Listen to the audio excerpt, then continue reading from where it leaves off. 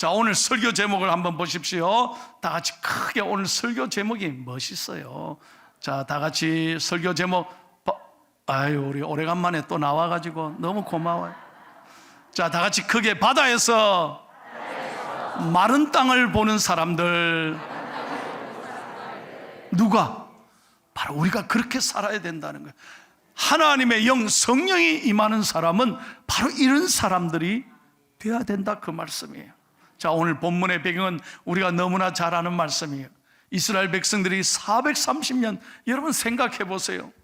우리는 일제강점기 70년도 역사의 아픔이었잖아요. 못 잊잖아요. 얼마나 고통이었습니까? 근데 무려 430여 년 동안 애굽에서 종살이를 했어요. 그때 하나님이 이스라엘 백성들의 신음을 들으시고 모세를 보내서 이스라엘 백성들을 해방시켜 주신 거예요. 바로의 손에서 그들을 건져 주신 거예요. 그리고 모세가 인도하고 가는데 문제는 뭐냐? 딱 가다가 홍해 바다를 만난 거예요. 더 이상 갈 길이 없는 거예요. 아이고, 하나님이 우리를 이끌어 주셨는데 왜 홍해 바다를 딱 만나게 하느냐, 이 말이에요. 뒤에는 지금 애굽의 군대들이 칼을 들고 죽이려고 쫓아오는 거예요. 얼마나 어려운 상황입니까? 그때 이스라엘 백성들이 앞에는 홍해 바다, 뒤에는 애굽 군대, 사면초가예요. 진퇴양난의 상황이에요. 그러니까 하나님의 애굽의 군사들의 손에서, 바로의 손에서 건져주신 거는 다 잊어버리고, 사람이 말이죠, 잘 될 때는 몰라요. 다 지가 잘해서 잘한 것 같아. 그렇게 하나님께서 구원해 주시고 인도해 주셨는데 다 잊어버린다고. 막상 그러고 어려움을 만나봐요. 하나님 앞에 원망하는 거예요. 이게 인간의 모습이에요. 이스라엘 백성들 보십시오. 그래서 오늘 본문 11절 12절에 보면 그들이 대놓고 모세를 원망하고 하나님을 원망합니다. 뭐라고 원망합니까? 하나님, 도대체 이게 뭡니까? 차라리 애굽에서 죽게 내버려 두시지. 그러면 노예를 살아도 밥은 먹고 때가 되면 죽을 건데 왜 우리를 홍해바다 여기까지 데리고 와서, 매장지가 없습니까? 왜 우리를 이곳까지 데리고 와서 여기 바다 앞에서 죽게 합니까? 참 하나님 너무하십니다. 하나님이 어떻게 이럴 수 있습니까? 그리고 하나님 앞에 원망했다는 거예요. 우리도 마찬가지죠. 여러분, 살아가다 보면 내 생각대로 안 될 때가 얼마나 많은지 몰라요. 그때마다 우리는 이렇게 하나님 앞에 정말 불평하고 원망할 때가 있어요. 하나님, 도대체 이게 뭡니까? 내가 그동안 열심히 신앙생활하고 이렇게 교회 매주일 나와서 예배드렸는데 왜 나에게 이런 아픔이 찾아와야 합니까? 왜 도대체 하나님 내 형편을 모르시고 이렇게까지 하나님 어렵게 만드십니까? 할 때가 들어 있다는 거예요. 그러나 오늘 분명히 기억하셔야 됩니다. 하나님이 바로 이 순간 모세에게 이렇게 말씀하시는 거예요. 자, 16절을 다 같이 크게 한번 읽겠습니다. 시작. 지팡이를 들고 손을 바다 위로 내밀어 그것이 갈라지게 하라. 이스라엘 자손이 바다 가운데서 마른 땅으로 행하리라. 은혜 되시면 아멘 합시다. 모세에게 주신 말씀이에요. 모세와 두려워하지 말라. 이스라엘 백성들아, 너희들이 두려워하고 염려하지 말라. 오늘날 너희를 위하여 행하시는 하나님의 구원을 보라. 하나님이 무능해서, 하나님이 부족해서, 하나님이 몰라서 우리를 여기까지 인도한 게 아니에요. 하나님이 원하시는 것은 이스라엘 백성들에게 다시 한번 믿음을 주시는 거예요. 그 바다, 죽음의 바다에서 마른 땅을 볼 수 있는 믿음의 눈을 가지라는 것입니다. 그리하면 하나님께서 책임져 주시고 선하게 인도해 주시는 거예요. 여러분, 놀랍게도 14장 21절 보십시오. 오늘 21절을 읽지 않았습니다만 24절, 21절 다 같이요. 하나님의 역사가 어떻게 일어났습니까? 시작. 모세가 바다 위로 손을 내밀매 여호와께서 큰 동풍이 밤새도록 바닷물을 물러가게 하시니 물이 갈라져 바다가 마른 땅이 된지라. 할렐루야. 이스라엘 백성들이 한 번도 바다가 갈라지게 될 거란 걸 상상해 본 적이 없습니다. 그런데 하나님은 놀라운 일을 행하신 거예요. 여러분, 다시 한번 말씀드립니다. 우리 생각에는 끝이다. 왜 하나님이 여기에 이렇게까지 어렵게 하시나? 그런 절망적인 상황을 만날 때 우리는 두려워하고 불평하고 원망할지 몰라요. 그러나 하나님께서 원하시는 것은 오늘 내가 어떻게 믿음으로 서 있느냐, 어떤 믿음으로 하나님 앞에 나아가느냐, 이것이 중요한 거예요. 성령의 사람은 이렇게 살아야 한다는 것입니다. 여러분, 오늘 교회 갔더니 성령 강림 주일이다. 그래서 성령에 관한 노래 부르고 끝. 그게 아닙니다. 우리에게 성령이 역사하는 사람, 하나님의 영이 있는 사람, 내 속에 예수 그리스도가 있는 사람은 절대로 어떤 상황에도 바다 앞에 선다 할지라도 두려워하지 말고 마른 길을 볼 수 있는 믿음의 시각을 가지고 도전해야 한다는 것입니다. 이것이 바로 성령의 사람의 특징인 거예요. 오늘 여러분에게 정말 간절하게 말씀드리고 싶습니다. 사랑하고 존경하는 우리 포항중앙의 모든 성도 여러분, 어려운 때입니다. 여전히 3년째 코로나가 끝나지 않고 있습니다. 물론 좋아졌습니다. 그러나 우리의 상황이 여러 가지 정치, 경제, 사회 모든 면에서 어려움이 계속되고 있습니다. 전쟁이 계속되고 있습니다. 물가도 오르고 살만한 것이 하나도 없어요. 너무너무 힘든 때예요. 그러나 이런 때 여러분, 우리 성도들은 안 되겠다, 힘들다, 죽겠다, 못 살겠다, 하나님 앞에서 그런 불평이나 원망하며 시간을 보내는 것이 아니라 이 바다 속에도 마른 길을 바라보고 희망을 갖고 용기를 가지고 당당하게 살아내고 버티고 이기는 것, 이것이 성령의 사람이라는 거예요. 적어도 우리가 예수 믿으면 좀 달라야 되잖아요. 예수 안 믿는 사람도 희망을 갖고 사는데 왜 우리가 예수 믿으면서 낙심하고 절망하며 살아야 하겠습니까? 예수님께서 우리에게 보여주신 모습이 바로 이것입니다. 사복음서에 보면 예수님은 모든 사람들이 포기한 그 사람들을 끝까지 붙드셨습니다. 여러분, 그 당시 세리, 창녀, 죄인들은 이방인들까지 사람 취급도 하지 않았습니다. 모든 사람이 그들도 보지도 않았습니다. 그런 사람은 인간 취급도 하지 않았습니다. 그런데 예수님은 언제나 죄인들과 함께 하셨고 언제나 창녀들과 언제나 세리들과 예수님은 함께 하셨습니다. 왜요? 예수님은 포기하지 않으셨다는 거예요. 그 사람들 끝까지 붙잡고 계셨고 그들의 친구가 되셨습니다. 그들 속에 놀라운 예수님의 은혜가 임하고 역사를 보십시오. 그들을 통해 하나님의 나라가, 하나님의 영광이 임하게 된 것입니다. 심지어 삭개오는 동족들에게서 손가락질 받는 사람이었어요. 자기밖에 모르는 구두쇠라고 모든 사람이 요즘 말로 하면 왕따시킨 사람이에요. 상대도 해주지 않았습니다. 그런데 예수님은 포기하지 않았습니다.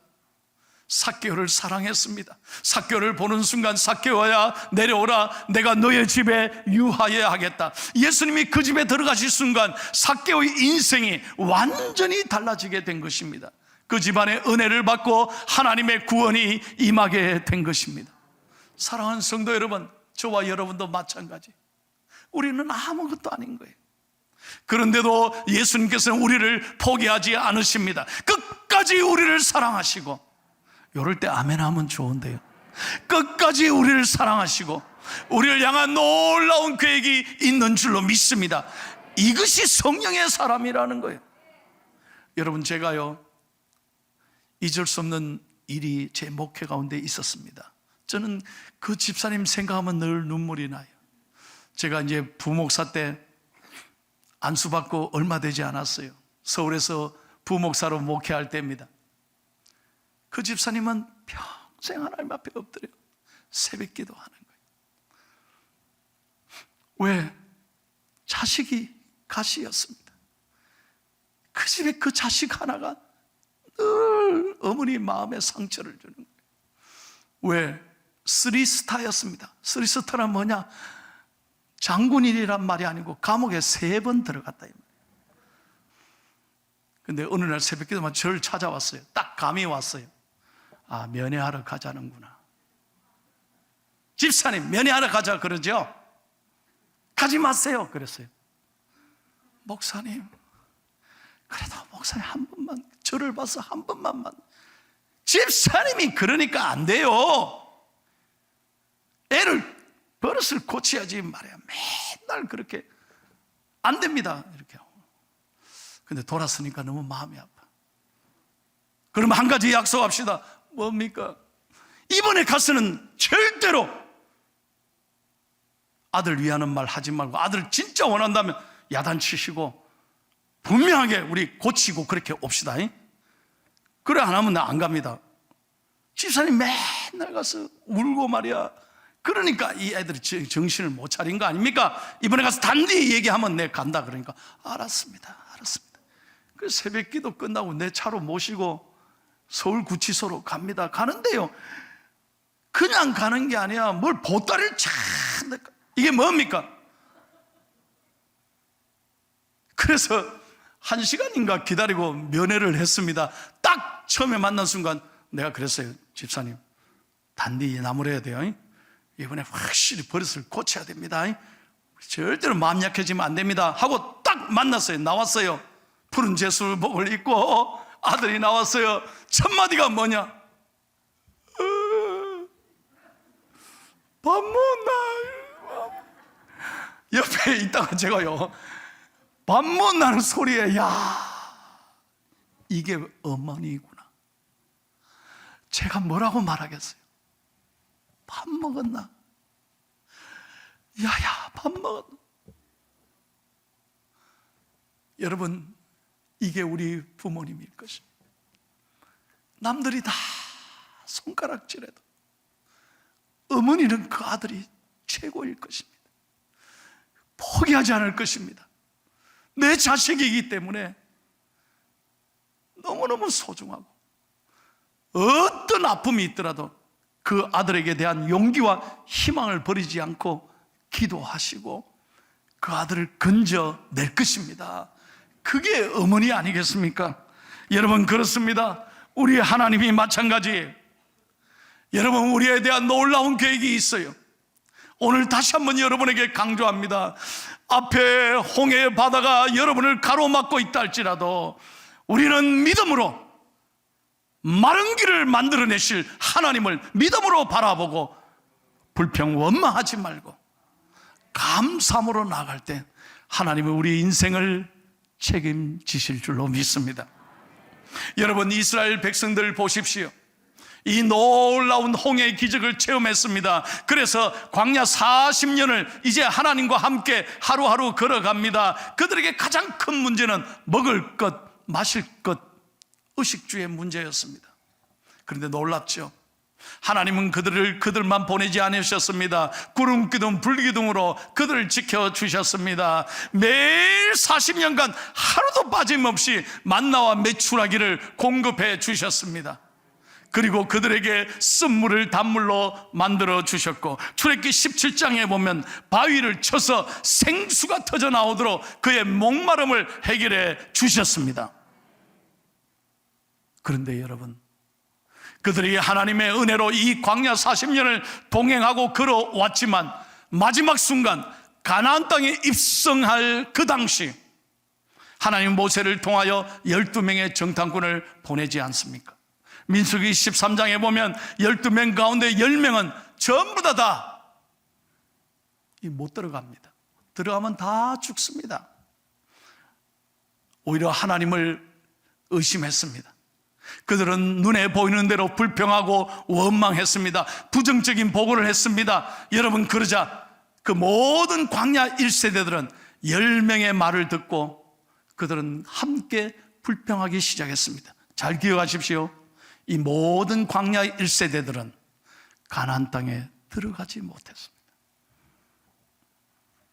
지금까지 여기까지 인도해 주신 하나님의 놀라운 은혜를 잊어버리고 문제 앞에서 여전히 부정적인 시각을 가지고 불평하고 원망했을 때 하나님은 그들을 가나안 땅으로 입성하지 못하게 했습니다. 그 가운데 갈렙과 여호수아만이 오직 믿음으로 고백하고 긍정적인 신앙을 가지고 감사하며 나갔을 때 하나님이 그들을 축복하시고 그들로 인하여 가나안 땅을 전진하도록 만드셨다는 거예요. 민수기 14장 9절, 여러분 놀라운 고백을 우리 다 같이 읽겠습니다. 시작. 다만 여호와를 거역하지는 말라. 또 그 땅 백성을 두려워하지 말라. 그들은 우리의 먹이라. 그들의 보호자는 그들에게서 떠났고 여호와는 우리와 함께 하시느니라. 그들을 두려워하지 말라.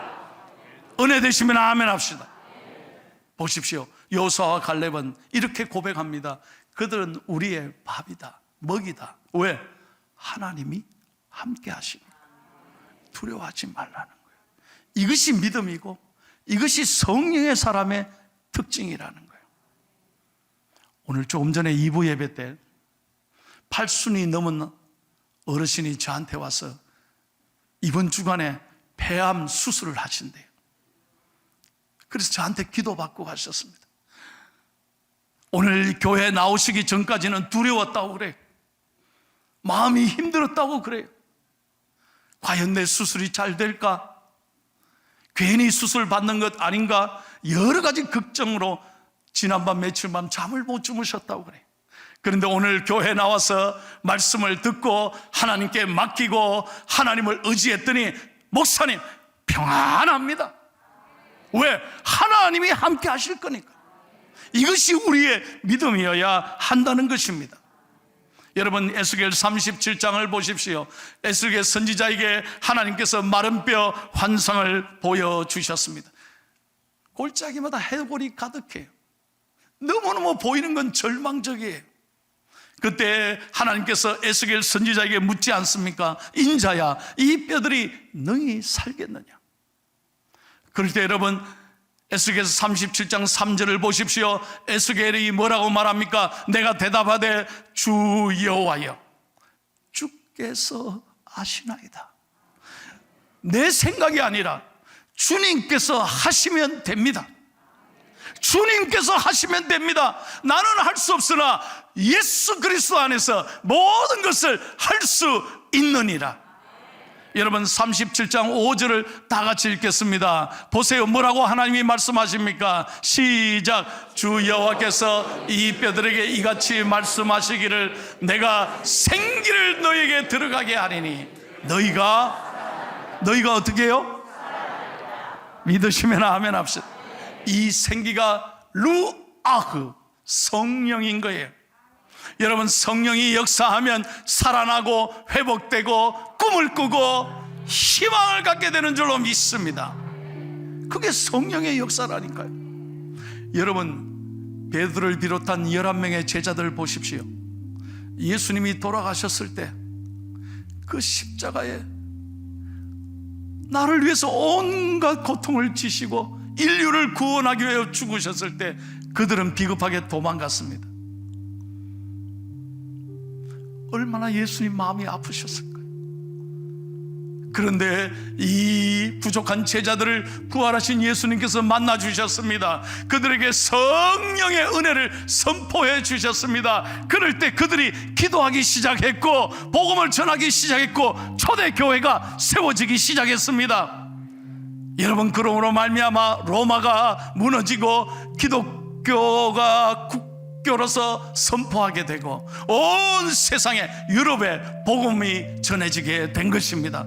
그리고 그 복음이 미국에 왔습니다. 그리고 400년 전에 오늘 아메리카에 복음의 나라로 세계 제강대국으로 그 초대 청교도들의 신앙으로 보세요, 미국이 세계 최고의 나라가 된 것입니다. 140년 전에 여러분 미국의 젊은 선교사들, 가장 명문대에 나왔던 그 귀한 선교사님들이 이 140년 전 조선의 땅, 누가 조선을 압니까? 그런데 그 젊은이들이 이 먼 곳에 수개월이 걸려서 배를 타고 와서 복음을 전하고 순교를 했습니다.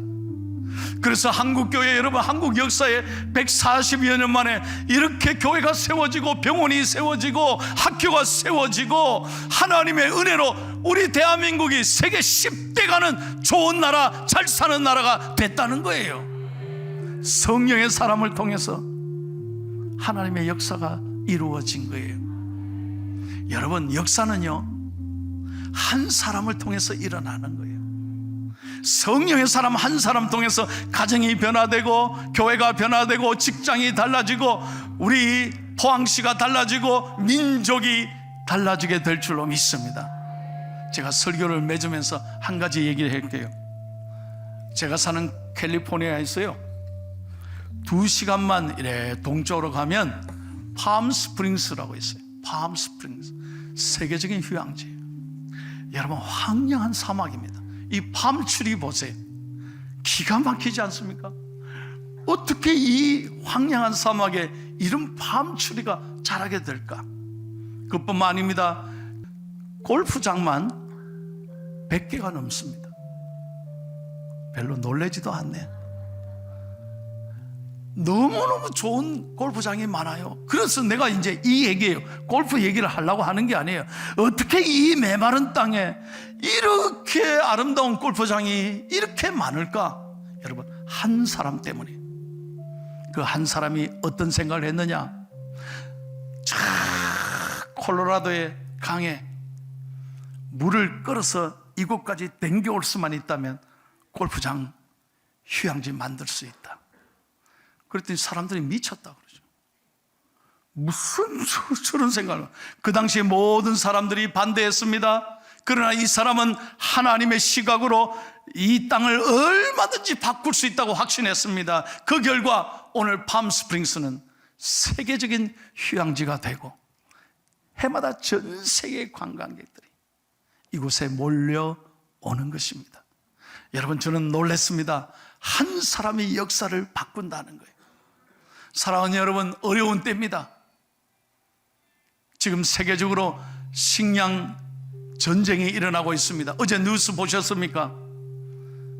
우크라이나 전쟁으로 말미암아 이제 각 나라가 곡물을 수출을 중단해 버리는 거예요. 그래서 말레이시아가 닭을 이제 수출 안 한다 그러니까 싱가포르이 닭 요리가 다 떨어졌대요. 지금 그런 식량의 위기에 서 있습니다. 7,500만 인구가 앞으로 한 끼의 음식이 없어서 굶어가게 될 것이다. 굉장히 어려운 때라는 거예요. 우리 힘으로 할 수 없습니다. 정말 어려운 시대를 살고 있습니다. 그러나 저는 확신합니다. 우리가 이럴 때 믿음의 사람들이 깨어 기도하고 성령의 역사가 일어나 하나님께서 이 땅 위에 성령의 바람이 분다면 이 땅은 좋은 땅으로 회복되게 될 것입니다. 반드시 코로나가 종식되고 하나님께서 살기 좋은 포항, 살기 좋은 대한민국, 세계 속에 복음을 전하는 위대한 나라가 될 줄로 믿습니다. 성령이 역사하는 사람, 꿈을 꾸고 끝까지 견디고 버티고 믿음으로 이겨낼 때 하나님은 우리의 꿈을 놀랍게 이루어 주실 줄로 믿습니다. 하나님은요, 기적이 있다고 믿는 사람에게 기적이 일어나게 하시는 거예요. 여러분, 성령이 역사하시면 꿈을 꾸게 됩니다. 절망이 바뀌어 희망으로 바뀌게 될 것입니다. 눈물이 바뀌어 찬송이 되고 간정이 되고 은혜가 될 줄로 믿습니다. 이번 한 주간 여러분, 하나님을 기대하십시오. 믿음을 가지고 성령을 붙잡고 살아가십시오. 여러분의 가정에 이번 한 주간 좋은 일이 많아지기를 예수님의 이름으로 축원합니다.